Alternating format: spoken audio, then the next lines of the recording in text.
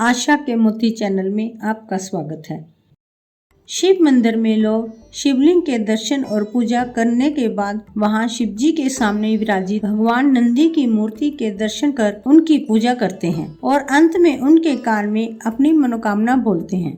भगवान शिव के प्रमुख गणों में से एक है नंदी। माना जाता है कि प्राचीन कालीन किताब काम शास्त्र, धर्म शास्त्र, अर्थशास्त्र और मोक्ष शास्त्र में से काम शास्त्र के रचनाकार नंदी ही थे। बैल को महेश भी कहते हैं, जिसके चलते भगवान का नाम महेश भी है। शिलाद मुनि ने ब्रह्मचर्य का पालन करने का संकल्प लिया। इससे वंश समाप्त होता देखकर उनके पितर चिंतित हो गए और उन्होंने शिलाद को वंश आगे बढ़ाने के लिए कहा। तब उन्होंने संतान की कामना के लिए इंद्रदेव को तप से प्रसन्न कर जन्म और मृत्यु के बंधन से हीन पुत्र का वरदान मांगा, परंतु इंद्र ने यह वरदान देने में असमर्थता प्रकट की और भगवान शिव का तप करने के लिए कहा। भगवान शिव ने शिलाद मुनि के कठोर तपस्या से प्रसन्न होकर स्वयं शिलाद के पुत्र रूप में प्रकट होने का वरदान दिया। कुछ समय बाद भूमि जोतते समय शिलाद को एक बालक मिला, जिसका नाम उन्होंने नंदी रखा। शिलाद ऋषि ने अपने पुत्र नंदी को संपूर्ण वेदों का ज्ञान प्रदान किया। एक दिन शिलाद ऋषि के आश्रम में मित्र और वरुण नाम के 2 दिव्य ऋषि पधारे।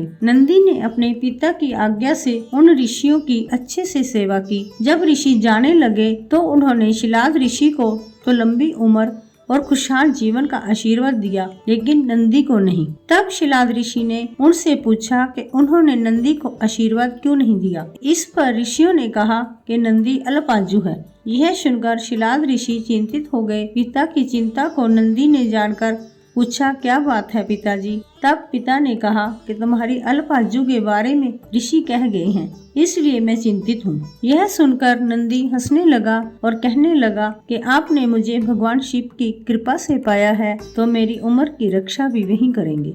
आप क्यों चिंता करते हैं? इतना कहते ही नंदी भवन नंदी के किनारे शिव की तपस्या करने के लिए चले गए। कठोर तप के बाद शिव जी प्रकट हुए और कहा, वरदान मांगो बस। तब नंदी ने कहा कि मैं उम्र भर आपके सानिध्य में रहना चाहता हूँ।